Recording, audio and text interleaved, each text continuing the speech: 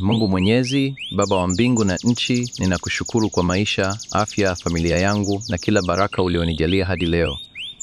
Asante kwa nafasi ya kuamka asubuhi hii salama, kwa pumzi ya uhai na kwa kila fursa ya kuendelea kuishi na kufanya mema. Wewe ndiye mtoa baraka wa kweli na kwa mkono wako yote yanayowezekana. Bwana, leo nakuja mbele zako kuomba msaada wako katika kununua gari. Wezesha mipango yangu, bariki juhudi zangu na niongoze katika kutumia rasilimali zangu kwa busara. Nipe ufahamu wa kuchagua gari linalofaa mahitaji yangu, liwe salama na liwe la kudumu.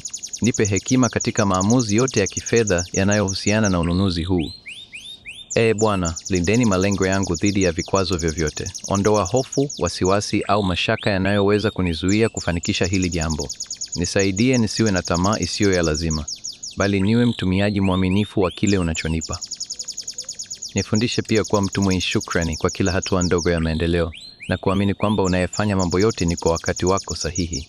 Bwana, bariki kazi zangu, kipato changu na kila fursa ya kupata gari hili. Fanya iwe baraka kwangu, sio mzigo. Nipe uvumilivu pale nitakapoona mchakato huu unachukua muda, na unijalie moyo wa kutegemea msaada wako kila wakati. Nisaidie pia kuwa mwangalifu katika masuala ya kifedha, nisichanganyike au kudanganywa na watoa huduma wa mali hii. Bwana, nakushukuru kwa kusikia maombi yangu na kuamini kikamilifu kwamba utaniweka kwenye njia sahihi na kila kikwazo kitafutika.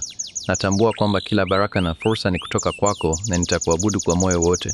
Gari hili litakalonipatia uhuru na urahisi wa maisha litaletwa kwa wakati wako wa rehema na litakuwa chombo cha baraka kwangu na kwa familia yangu.